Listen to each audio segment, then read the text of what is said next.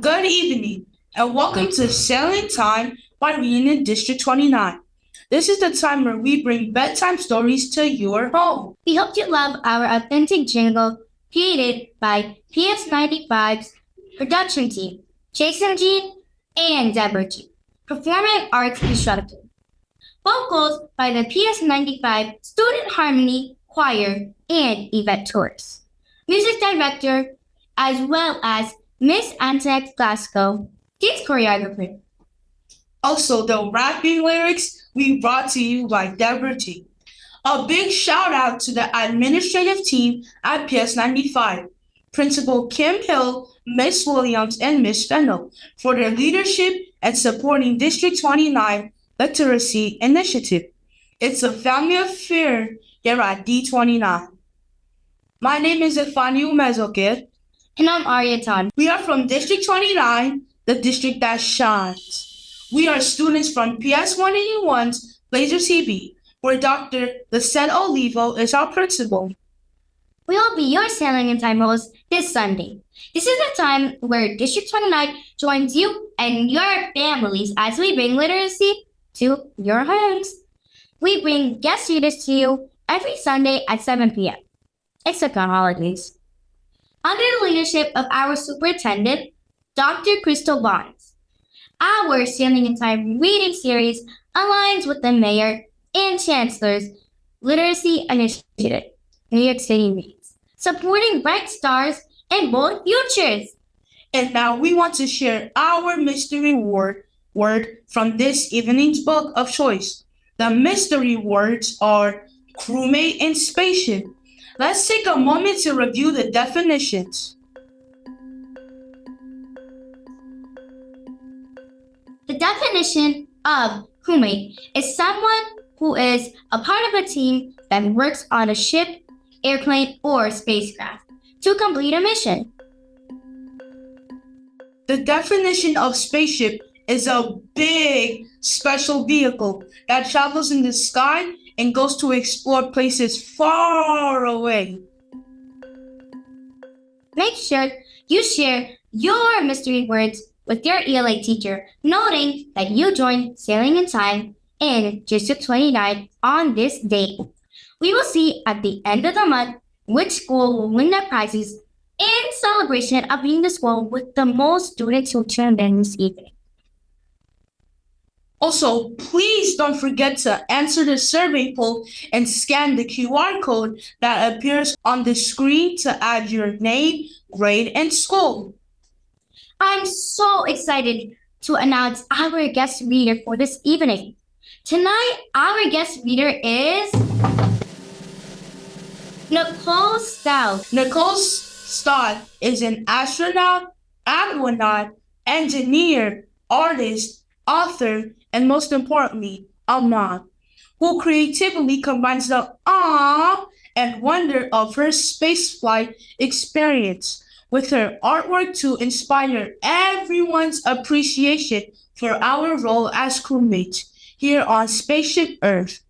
Nicole's a veteran NASA astronaut with 2 spaceflights and 104 days in space as a crew member on both the International Space Station and the Space Shuttle, where personal highlights of her time in space include being the 10th woman to perform a spacewalk, first person to operate the ISS robotic arm to capture a free flying cargo vehicle, painting the first watercolor in space, working with her international crew for the benefit of all life on Earth, and of course, the life-changing view of our planetary home. In preparation for spaceflight, Nicole Stout was a crew member on an 18-day saturation dive mission at the Aquarius Undersea Laboratory. Nicole believes that the international model of peaceful and successful cooperation we have experienced in the extreme environments of space and sea holds the key to the same kind of peaceful and success cooperation for all humanity here on Earth. On her post-NASA mission. She is a funding director of the Space for Art Foundation, uniting the planetary community of children through the awe and wonder of space exploration and the healing of power of art. We present to you this evening Nicole Stout. Hi, everyone. District 29. My name is Nicole Stott. I am an astronaut, an artist, aquanaut, and an author, but most importantly, a mom. And I'm really happy to be with you here today to read just a tiny little bit from my book called Back to Earth. And the subtitle is What Life in Space Taught Me About Our Home Planet and Our Mission to Protect It. And so I thought I'd read just a couple pages from a chapter that's titled Live Like Crew, Not Like a Passenger. And if you get a chance to read the whole book, you'll find that that's really what this is all about. The section I'm going to read from the chapter today, it's the beginning of the chapter, and it's all about what I like to think of as like putting the human in human spaceflight. So I got to paint with watercolors while I was in space. And I'll just show you real quickly. This is the painting that I did. I'll tell you about it as we're reading, but it's kind of cool to think about humans doing things other than just the science on board the space station. So I'm going to start now. So it's chapter 3, Live Like Crew, Not Like a Passenger. The coolest thing about living in microgravity is the ability to float around. But perhaps the most entrancing aspect is to experience the magic of floating water. Astronauts have a tradition of taking what you might call a water selfie, a self-portrait of each astronaut's face reflected in a floating ball of water. The face comes out upside down in the picture, and it's a fun keepsake that enables us to share a little of what it's like to live in space. Even bathing is fun. Because there's no running water on the space station, a shower consists of gently squeezing hot water out of the straw of a drink bag directly onto your body and watching it coat your skin like a second skin, like a glove. Or you can squeeze out a softball-sized ball of water and stick an arm through it, creating a glove of water. When I speak at schools, I joke with kids that if you squeezed out a big enough ball of water, you could float your whole body in and out of it. Though it's tempting to try that, we don't, because it would be not only messy, but dangerous with all the electronic equipment that's around us. We do, however, do silly astronaut tricks, including placing several gummy bears in a floating ball of water, watching it spin around, and then slurping it all up in one giant gulp. Just as when I'm here on Earth, the places I was most attracted to as I flew in space were the Earth's tropical regions. The stretch of coral reefs and shallow waters and little islands from the southern tip of Florida to the northern coast of Venezuela was my favorite. One night, as I was captivated again by the iridescent mix of blues and turquoise that swirled below me, I lost track of time as I floated above the window with my camera and a large zoom lens aimed toward Earth. I snapped photo after photo in an effort to capture images of the ocean's beautiful, delicate patterns. Finally, I noticed it had gotten late, so I saved the images to my computer and went to bed. The next day, curious about what I'd shot, I did some research and discovered that the spot I'd photographed is called Las Rocas. I scrolled through my pictures and found one that captivated my imagination. In that photo, it appeared as though someone had reached down with a big paintbrush and painted a wave on the surface of the ocean. I decided to make a painting of it. I printed out the picture of the wave on a scrap of paper and Velcroed it to the wall next to my sleep compartment. I gathered everything I would need to start my painting. Watercolor kit, check. Paper, check. Paintbrush, check. Water bag, check. I had to change my approach to painting, since traveling around the planet at 5 miles per second makes it impossible to paint what you're seeing out the window. But the experience of floating water changed my painting approach even more. The lack of gravity when you're floating in space adds a delightful layer of complexity and adventure to everything, including painting with watercolors.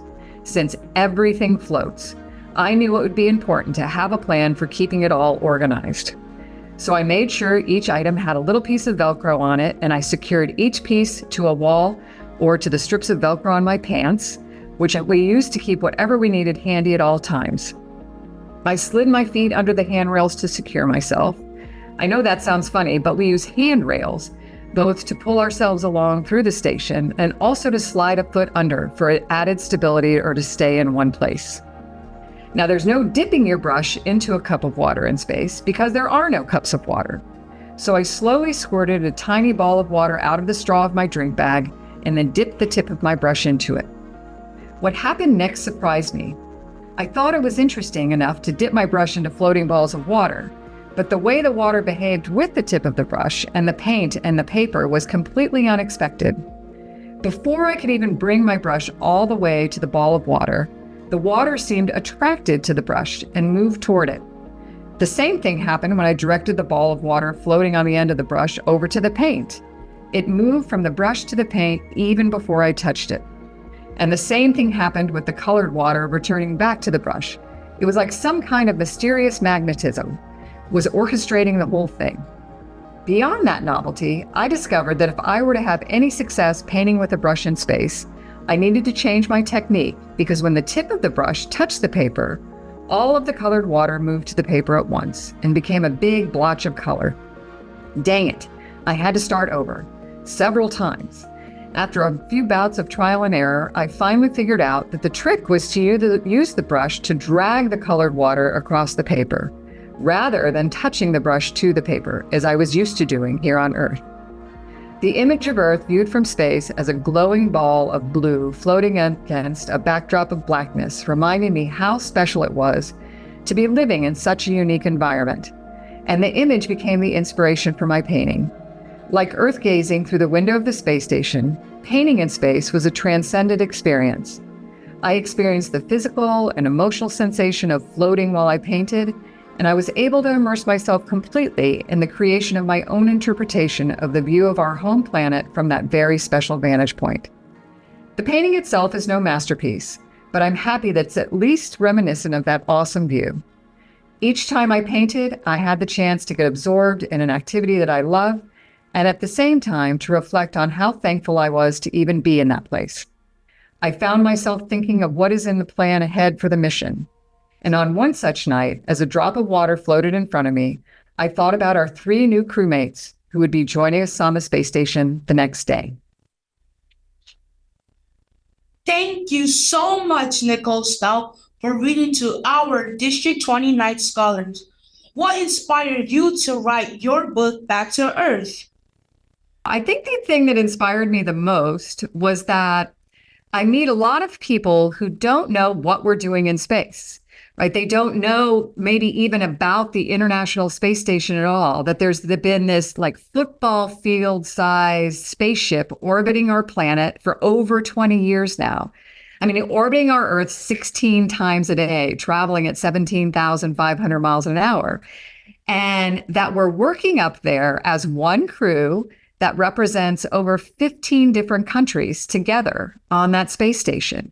And that everything we do there is ultimately about improving life on Earth. And I just thought we needed a book that wasn't about, ooh, this is how Nicole became an astronaut, although there is some of those stories in here, but was more about the ways we have learned how to peacefully and successfully live in this machine off our planet, kind of in the same way we should be doing that with each other down here on Earth. Is going to space in real life as cool as it looks in the movies? You know what? I get that question a lot. And I can honestly say it's cooler than what it looks like in the movies. I mean, some of the stuff they show in the movies isn't always the same way we live and work in space. But everything about living in that environment where you can float and fly and you're with people from all over the world and you're doing things that are important for all of our friends and family back on Earth, it's just better than what it looks like in the movies. As you mentioned, we know you're an artist, an author, and an astronaut, but you're also an aquanaut. You spoke about experiences you had. Can you tell us more about what an aquanaut does? Well, an aquanaut is somebody kind of like it sounds. You know, astronaut is astro, like the stars, and, you know, actually I think means star sailor. And so aquanaut is water sailor, but it means somebody who lives underwater for an extended period of time. And somebody who does that in a way where Just like when you're diving, your body gets this nitrogen in it that kind of makes it unsafe to come back to the surface until you take care of that and get the nitrogen out of your body. So we live in this school bus sized habitat that's at about 60 feet underwater off the coast of Key Largo. And I was really fortunate as a crew to be able to do that for 18 days, preparing to go live in space. And we kind of joke that as astronauts, we get to go live and work in inner space, under the surface of the ocean to prepare to go live and work in outer space. And I encourage you to look up, even more about this, what it's like to live undersea like that, because it is absolutely the best kind of comparison to what it's going to be like to live and work in space. Both are really extreme environments. You can't just go out the door anytime you want without special equipment on. You're working in a confined space with your crew.